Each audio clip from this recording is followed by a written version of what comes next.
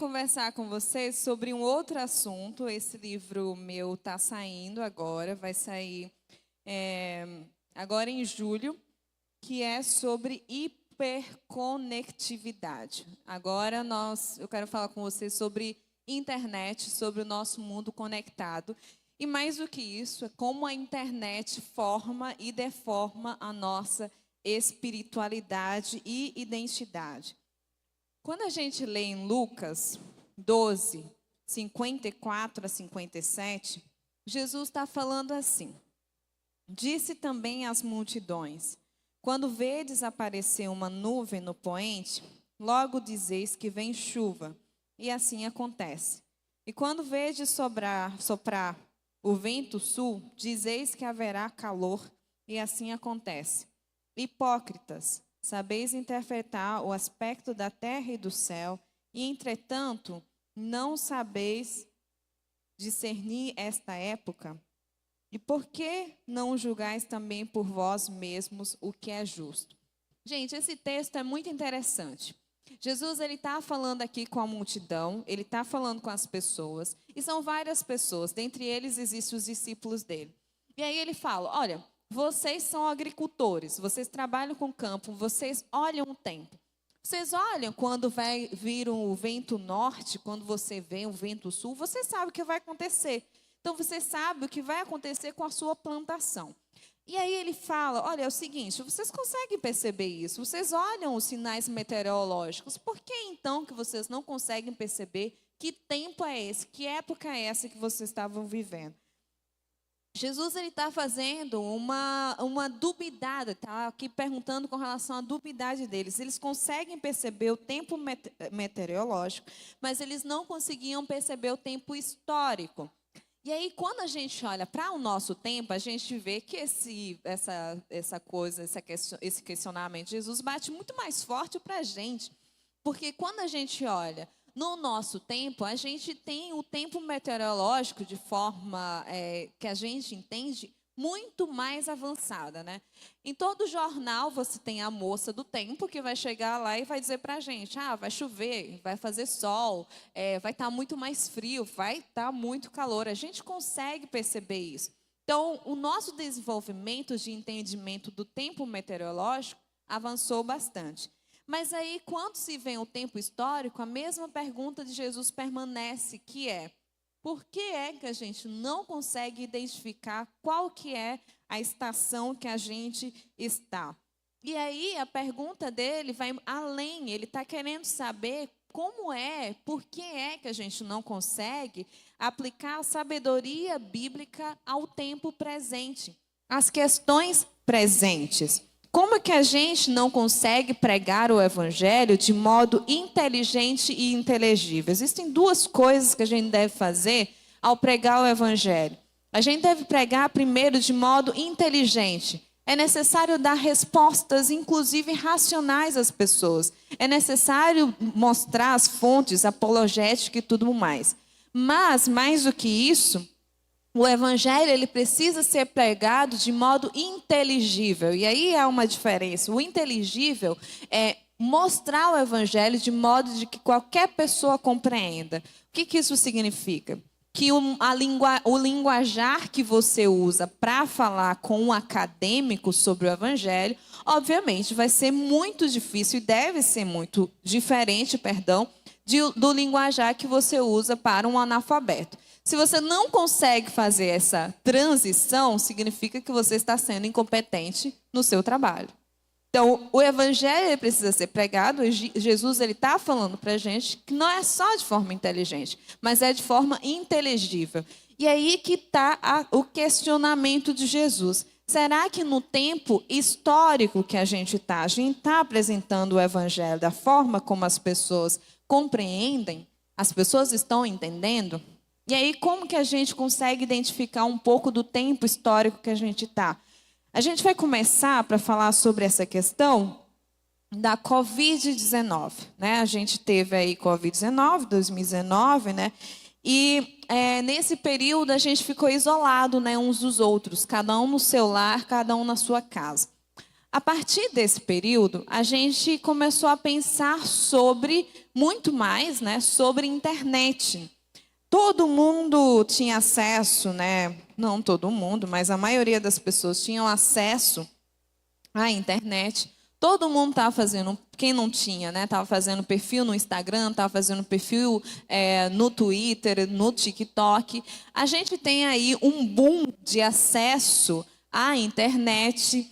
Então, lives ocorriam o tempo inteiro. Não sei se vocês se lembram do período da live, né? Tinha dias que estavam 1 milhão de pessoas fazendo lives também.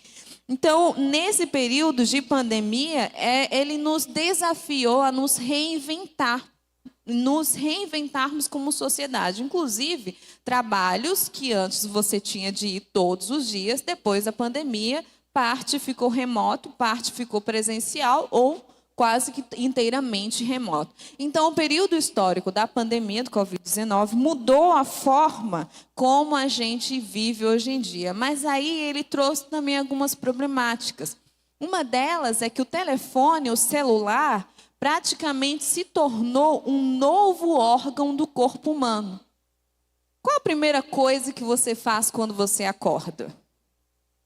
Alguém consegue? Pode falar. Pegar o celular, não é? Quando você está perdido em alguma rua, o que que você faz? O Waze, o Google Maps, não é? Então, quando a gente vai olhar, se você for parar para olhar no seu dia, quase tudo que a gente faz, o telefone está do lado. Inclusive, faz com que a gente pegue algumas doenças sem perceber, porque a gente vai com o telefone até para o banheiro, né? E pega um monte de micróbios e tudo mais. Mas o celular se tornou parte do corpo humano, basicamente. A gente não funciona sem o telefone. Agora, o problema que nós temos aqui da hiperconectividade é que nós temos muita informação no nosso dia a dia, nós acessamos muita informação, nós temos muito mais informação do que todas as gerações anteriores, mas falta um bom filtro das informações que a gente recebe. Falta um bom crivo de como a gente vai avaliar todas essas muitas informações que a gente recebe. No dia de hoje, se você já usou um pouco o telefone, você já recebeu muitas e muitas e muitas informações. Você não sabe o que é fake news, você não sabe o que é verdadeiro, você não sabe de nada. Agora, eu queria fazer um exercício com vocês rapidamente sobre essa explosão de informações que a gente recebe, dessa hiperconexão, com um exercício muito rápido. Todos, obviamente, estão com o telefone aí? Vocês conseguem mostrar para mim? Eu queria que vocês fizessem uma coisa. Todo mundo vai para a configuração do telefone. Não quero envergonhar vocês muito, só um pouquinho. Vamos lá para a configuração do telefone. Aí, toda vez eu esqueço como é que faz isso. Você vai em... Oi? Você vai em tempo de tela. No iPhone é tempo de tela. Alguém tem um Android que possa dizer como é que é? É a tela, vai dizer tempo da sua tela. Oi? Hã? Bem-estar digital, tá. Bem-estar digital ou tempo de tela? Acharam? Tá. Vamos fazer um bolão aqui, gente. Vamos fazer um bolão. Quem dá menos? Quem tem aí, sei lá, tempo de tela no dia de hoje, sei lá, 1 hora? Levanta a mão. Ou menos? Quem tem menos de 1 hora? Pode falar, por favor. A gente está em 1 hora aqui? 38 minutos. Quem dá menos? 32 minutos. Quem dá menos? Quem? 21? Quem dá menos? Quanto? 20. Gente, eu sou meio surda, vocês já viram, né? Quem dá mais? Menos? 15? Caraca! Que isso, irmão? Ok? Menor que nós temos aqui. Mas você não trabalha com internet, né? Ah, tá vendo? Fácil, bom demais. Mas eu também não, eu queria não trabalhar. 15 minutos menos. Quem dá mais? Qual que é o maior que nós temos aqui? Da última vez que eu fiz essa brincadeira, tinha uma menina que fez 10 horas. Ah, ai gata, 10 horas. Quem dá mais de 10 horas? Vamos lá, Jesus está vendo, gente. Eu não estou vendo, mas Jesus está vendo. Quem dá mais de 10? 10? 10 e meia? 10 e 15 temos? Não? Ok. Então, aí quando a gente olha, no dia a dia, a gente está acessando ou 15 minutos ou 6 horas, a média aí do brasileiro, do uso do celular, não sei se você sabe, é 10 horas por dia. O Brasil é um dos países do mundo que mais acessa a internet. E aí, pastores, líderes, crentes, a grande questão é, os seus discipulados, os crentes da sua igreja, as pessoas que estão lá na sua igreja, elas estão sendo literalmente discipuladas pela internet. A nossa geração, ela está sendo discipulada por Instagramers, por YouTubers, por TikTokers. Não é pelo pastor. Opa! Os TikTokers ficaram bravos comigo, me perdoem. Não é pelo pastor da sua igreja. Sabe por quê? Porque a gente vai ao culto no final de semana e aí a gente passa o quê? 1 hora, 2 horas no culto, certo? E aí, ao longo da semana, no mesmo dia do culto, na verdade, o seu discipulado, a pessoa que você discipula, a pessoa que é a sua ovelha, já passou 6 horas na internet. Ao longo da semana, ele está passando diariamente 5, 6, 7 horas. Quem está discipulando ele não é você. É por isso que ele cai no golpe do Betis. Que ele não está te ouvindo falar sobre mordomia de dinheiro. Ele está ouvindo o Instagramer lá. Quem está discipulando, o que Jesus perguntou sobre o nosso tempo? Como entender os sinais do nosso tempo? A gente precisa perceber. Quem está discipulando são os nossos influenciadores. Agora, influenciando para quê? Influenciando para parecer mais como Jesus? Ou influenciando para a gente ficar cada vez pior? A gente vê que esses estudos que mostram que a gente precisa responder a esse problema de forma efetiva. E como que a gente resolve? Primeiro, não tem o que fazer, é o Evangelho.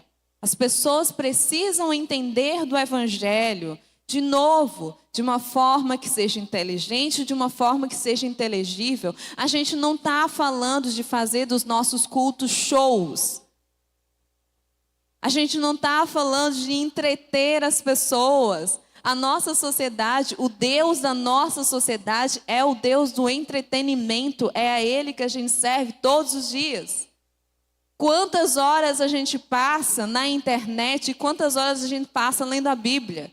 Quantas horas a gente passa orando?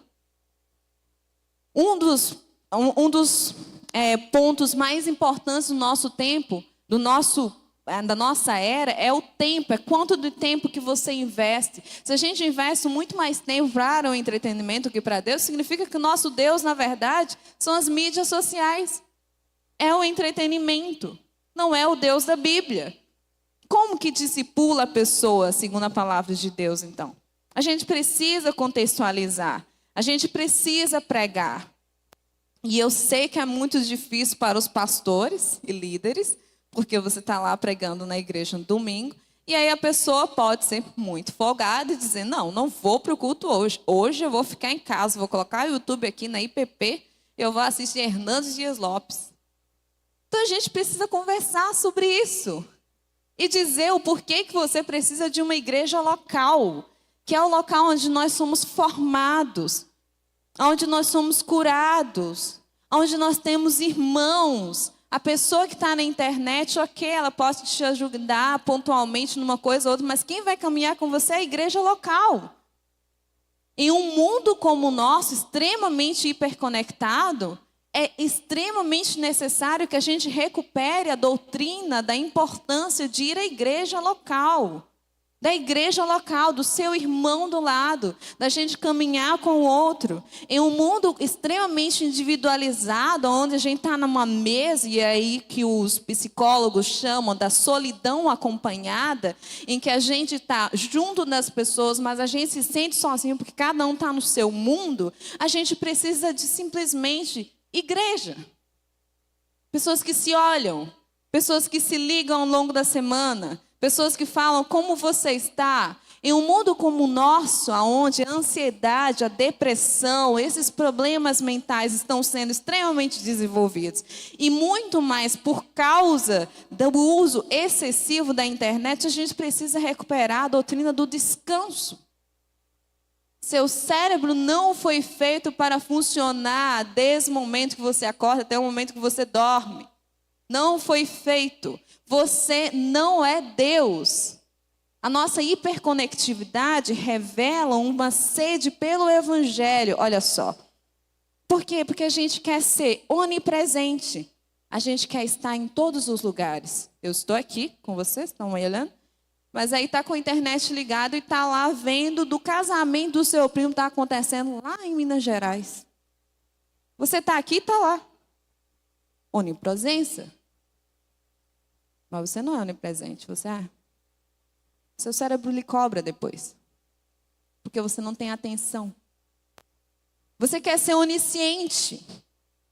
FOMO, né? Fear of missing off. Tal do medo de perder as coisas. A gente quer estar o tempo inteiro lá, porque a gente não quer perder. A gente não quer perder nada. A gente quer ser o quê? Onisciente. Igual a Deus. A gente quer saber de todas as coisas. E onipotente. A gente simplesmente ignora nossa saúde mental. Tudo em detrimento de estar aqui 24 horas. O seu médico está falando, você precisa de 8 horas de sono.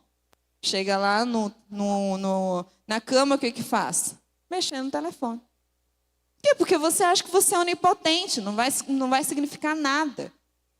Nosso hiperuso da internet revela que a gente tem uma sede muito grande por Deus. A gente quer ter essa onipotência, a gente quer ter essa onipresença, a gente quer ter essa onisciência, mas a gente não consegue. O nosso corpo está revelando com ansiedade, com depressão, com problemas de toque e tudo mais, que a gente não consegue, porque a gente tem limitação. As pessoas precisam do evangelho para encontrar aonde que está esse onisciente, esse onipresente e esse onipotente. Não é em você, não é em mim. A gente precisa reconhecer as nossas limitações. A geração atual, por causa dessa hiperconectividade, precisa ainda mais de Bíblia. Que a Bíblia é esse filtro de todas essas múltiplas informações diárias que eles recebem. Que a gente recebe. A Bíblia é o único filtro. É olhar para o que essa pessoa escreveu e dizer, não, mas será que a palavra de Deus está dizendo isso? É a gente recuperar o discipulado na igreja e não o discipulado por pessoas que são da internet, que têm as suas realidades, que não estão nas mesmas realidades que a gente. Então a gente precisa fazer alguns questionamentos. Primeiro nós estamos falando de fato com o outro ou nós estamos falando com a gente mesmo? O que nós, enquanto igreja, a gente está fazendo? Por que eu faço essa pergunta? Porque muitas das vezes a gente chega em conferências como essas, em vários lugares, e a gente está se perguntando se é pecado fazer tatuagem ou não. Esse é um exemplo. A gente está colocando nas caixinhas de influenciadores teólogos se é pecado, coisas assim, culturais. A gente tem tantos problemas na nossa sociedade, né? Parece que a gente ficou lá preso no século XVI. A gente não traz os problemas da atualidade, a gente não responde às pessoas. As pessoas vão procurar na internet um monte de gente falando besteira. E aí a gente permaneceu lá no século XVI, com as mesmas perguntas. Tem um monte de gente fazendo pergunta nova, mas a gente não ouve. A gente continua respondendo as velhas, e perdendo pessoas. Com quem que a gente está falando? Quais perguntas que a gente está respondendo? E quais a gente está deixando de responder? A hiperconexão, ela é um hiperproblema, sim. No mundo analógico, a gente tinha momentos recreativos, momentos de andar de bicicleta, momentos de brincar com boneca, momentos de sair com amigos, sem telefone, olhando, conversando, sabendo da vida do outro. Em um mundo de cliques como o nosso, a gente não tem tempo. O tempo parece que voa, ele acaba rápido. A gente tem ainda, por causa dessa hiperexposição, uma cultura de exibição. Eu preciso exibir onde eu estou. Eu estive nesse restaurante. Eu preciso mostrar. Eu tenho que me exibir. E aí, isso acontece sem a mínima reflexão. A gente nem sabe por que a gente está postando aquilo. A gente está postando o tempo inteiro. O tempo inteiro. A gente nem sabe por quê. Ou para quê? A gente só quer se exibir. E aí, tem um conceito desenvolvido por um sociólogo que diz que os nossos telefones, hoje em dia, eles são confessionários eletrônicos portáteis. O que ele está dizendo? Ele está dizendo que da mesma forma que numa igreja católica, ou mesmo na evangélica, você precisa se confessar, né, do seu pecado, das coisas, a gente faz isso com o telefone. Tudo que ocorre na nossa vida, a gente está confessando, né? A gente está confessando, está dizendo o que aconteceu, está dizendo aquilo. Então, o telefone se tornou esse confessionário eletrônico. E aí, gente, quando a gente lê em Provérbios 4, 23, o sábio diz: sobre tudo que se deve guardar, guarda o coração, porque dele procedem as fontes da vida. Na sociedade antiga, o coração era todo o centro de ser. Ele não era visto como a gente vê hoje, como uma questão sentimental, mas era todo o centro do ser. Então, o que o sábio está dizendo? Ele está dizendo que a nossa vida ela é conduzida pelo que nós pensamos, pelo que nós fazemos, pelo que nós maquinamos em nosso coração. E aí vem que o desejo pela conexão, pela conectividade, ela é legítima. Nós vemos isso lá de Gênesis, que Deus ele nos criou para o relacionamento. Mas Ele nos criou para um relacionamento vivo, verdadeiro, não uma coisa artificial, não uma coisa de exibição, não uma coisa de likes. A Cybervida revela muito no nosso coração. O que você curte, o que você compartilha, o que você escreve, o que você coloca nos stories revela o que está no seu coração. Você já parou para pensar isso? Eu parei para pensar nisso. Eu era twitteira, não sou mais tanto. Deus me livrou desse vício, graças ao Senhor. E aí, eu vivia no Twitter, assim, desde adolescente e tudo mais. De uns tempos para cá, especialmente depois da pandemia, eu comecei a perceber algumas coisas que estavam acontecendo comigo, no meu comportamento. Geralmente, eu sou uma pessoa muito tranquila. No dia a dia, no trato, eu sou muito de boa, assim. E aí, eu tento muito, eu ser muito gentil com as pessoas solícitas. Eu comecei a perceber que no Twitter eu não era essa pessoa, muito pelo contrário. Eu era um porre de ser humano, chata pra caramba. O tempo todo, qualquer coisa que ocorria, eu estava lá comentando. E aí era engraçado, porque aí as pessoas iam comentar, e aí eu dobrava a aposta, assim, eu era mais chata ainda. E era assim, tipo, quanto mais as pessoas curtiam, mais eu achava que eu estava arrasando, né? E aí a famosa lacrada, né? E aí eu vivia disso, e a minha ansiedade aumentando, e eu não conseguindo sair daquilo. Aí eu disse, nossa, mas o que está acontecendo aqui? E aí, sei lá, quando eu estava com raiva, eu postava algo para as pessoas também ficarem com raiva. Uma raiva coletiva, uma raiva que você nem via, né? Eram pessoas da internet. Eu disse, nossa, olha só. Isso aqui, na verdade, está revelando o meu coração, né? Essa cultura de exibição está revelando como o meu coração tá. E aí, gente, eu fiz um exercício de... Isso durou algumas semanas, literalmente. Eu fui no meu feed do Twitter e eu procurei por um aplicativo que fazia isso. Eu fui inteligente, mas eu não encontrei nenhum aplicativo que excluísse todos os meus tweets.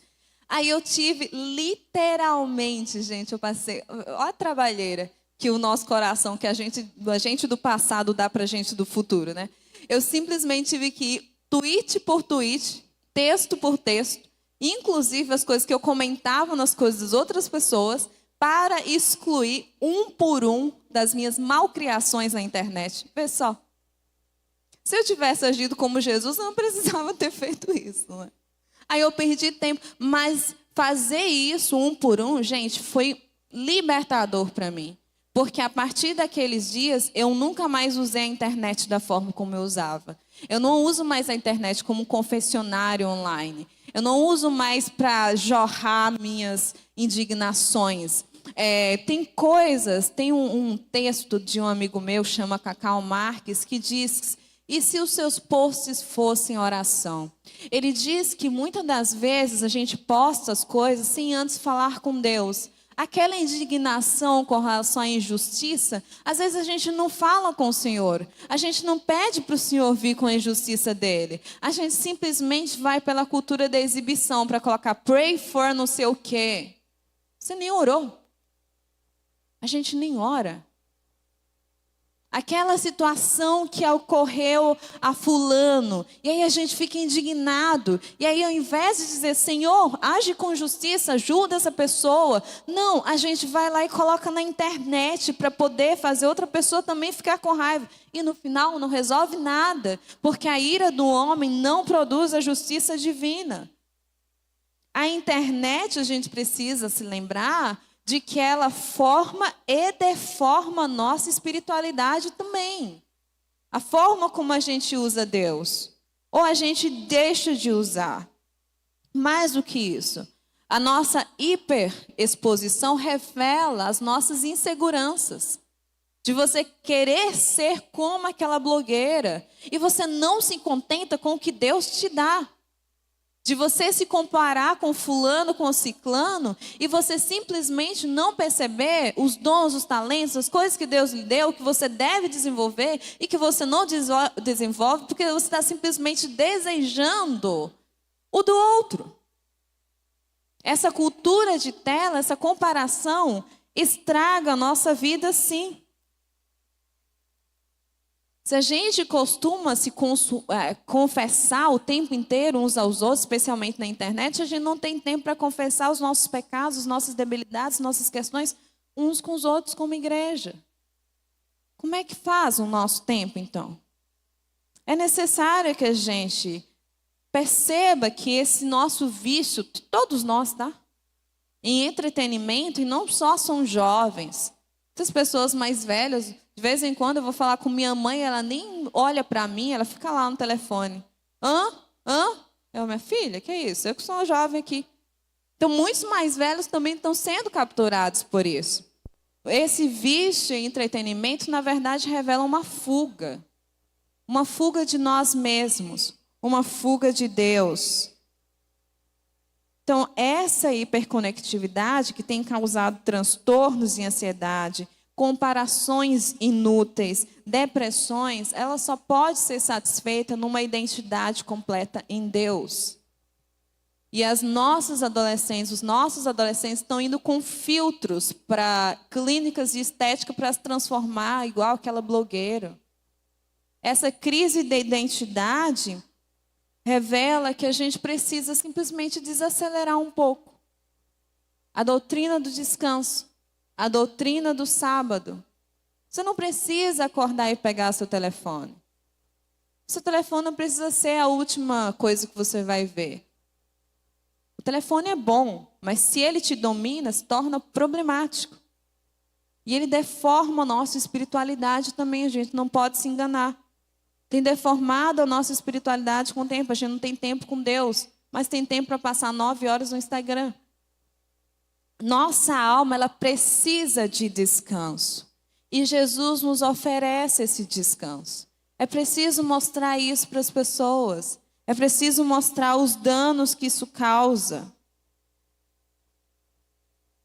Então, nós vemos em Mateus 11, 28 a 30, que Jesus fala que os que estão cansados e sobrecarregados, que venham a Ele.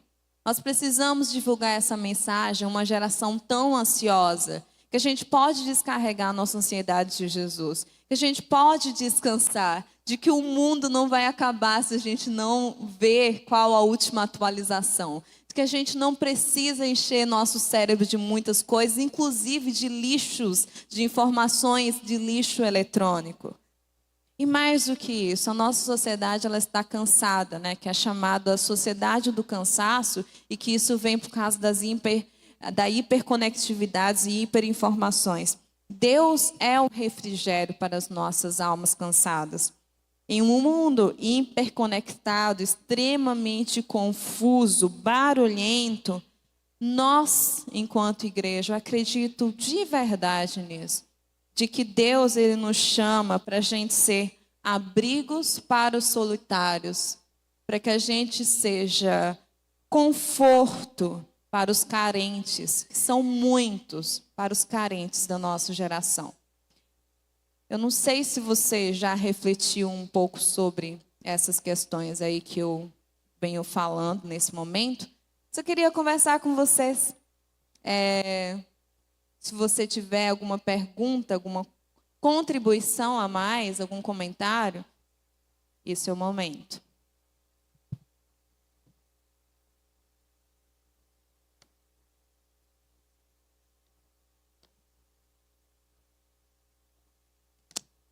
Pastores, eu literalmente estou dizendo que vocês não estão discipulando os crentes que estão na igreja de vocês. Vocês não ficaram revoltados? Podem vir comentar. Eu estou aqui tentando provocar vocês. Vamos lá.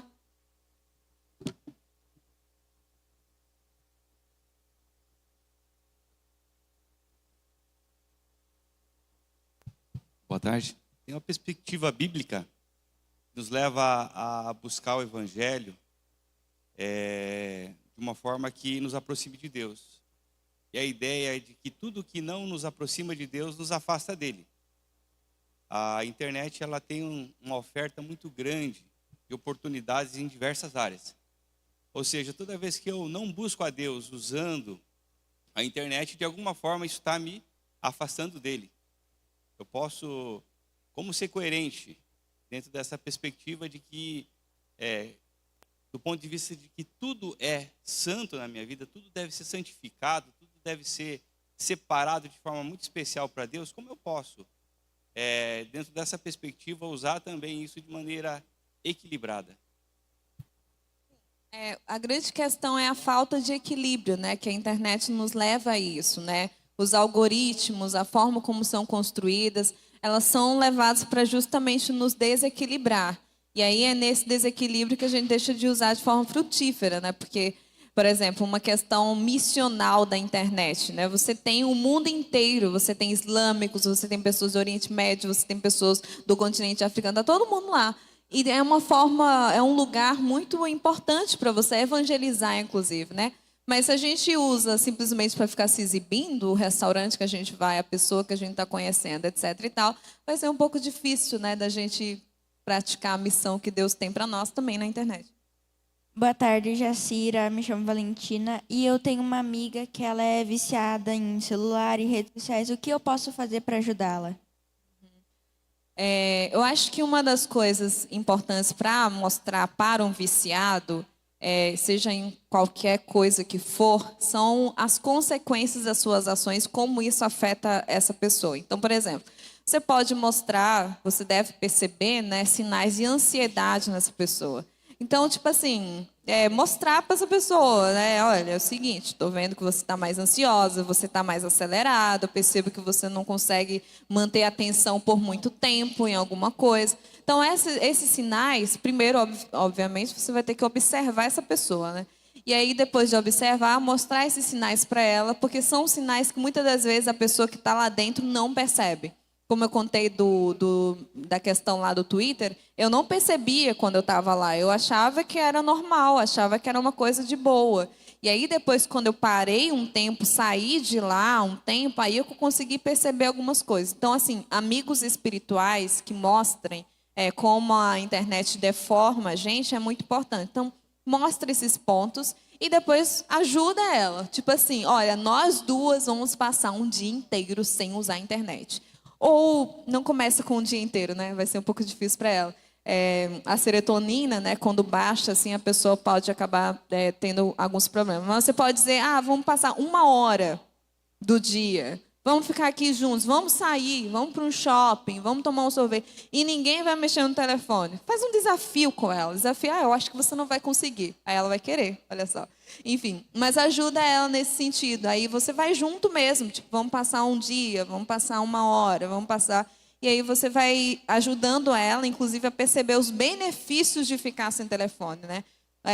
A presença no lugar, esse descanso, como isso é bom. Aí você mostra tanto os malefícios quanto os benefícios. Em amor. Faça isso em amor, porque ela é uma viciada. Boa tarde. Como pastor, olhando o que você estava comentando aqui, fica um pensamento, então, de uma ação nossa. Eu tenho pouco envolvimento assim em produzir o conteúdo na internet, né? Produzir o conteúdo. Mas em contrapartida, se eu continuar nessa visão de não produzir, as pessoas vão estar consumindo outros que produzem conteúdo que às vezes não são as nossas linhas teológicas, os pensamentos da igreja local. Como achar um equilíbrio para nós, não se manter a par disso tudo, né? Mas continuar tendo esse engajamento, produzindo, para que possa alcançar eles. Eu acho que a estratégia não seria nós rejeitar totalmente, né? Mas também ter essa produção. Então, como que tu vê isso, né? Tipo assim, eu acredito que ter presença digital é muito importante, que é justamente para que as pessoas tenham esse filtro entre o conteúdo que é bom, um conteúdo que é ruim, e o que se deve aprender, né? Tem muita coisa que pode se aprender na internet. Isso é muito legal também. Não é sobre demonizar a internet, mas assim, é muito importante que os pastores façam isso. Às vezes não exatamente você é o senhor, como que eu chamo? Senhor ou você? Você, para ficar mais íntimo. Você não necessariamente precisa fazer, mas, por exemplo, pegar um jovem da sua igreja e dizer, olha, esse culto assim foi assim, você assistiu, você viu, faz um resumo aí para a internet, que as pessoas possam ler, que elas possam ser desafiadas ao longo da semana. São coisas práticas que podem acontecer. Mas incentivar, especialmente a liderança da igreja local, a sempre chamar as pessoas aí nos cultos, a participar dos pequenos grupos, a participar dos cultos, porque assim, o que realmente forma a gente enquanto cristãos é a igreja também, é a igreja local, é olhar nos olhos do meu irmão, é conversar com as pessoas, é estar assistindo o culto, porque senão as pessoas vão ter, sei lá, dúvidas teológicas, aí vai lá olhar, sei lá, uma igreja batista, aí vai e olha o que a igreja presbiteriana está fazendo, está falando sobre isso, aí vai confundindo a cabeça. Então, a presença na igreja local é extremamente essencial, até para saber qual é a doutrina, o que se ensina, como que é essa vida de comunhão. Então, eu acho que é ter a presença digital para poder fazer esse filtro, mas incentivar cada vez mais a galera a estar no culto mesmo, ter esse convívio real e não só virtual. Boa tarde, Jacira. Tarde. Eu sou pastor de jovens e adolescentes na minha igreja e pensando no que tu falaste sobre que os nossos adolescentes e jovens não estão sendo pastoreados por nós, mas sim pelos que eles consomem na internet. Qual a tua sugestão com relação a o que eu devo fazer como pastor, como líder deles? Será que eu devo ocupar esse espaço, produzir algum conteúdo? Eu tenho que começar a aprender a produzir esse conteúdo? Ou eu faço algum tipo de curadoria, indico para os meus jovens, assistam isso, assistam aquilo? Qual que é a tua sugestão? Será que eu preciso entrar nesse universo e começar a produzir algo? Ou só indicações já resolve?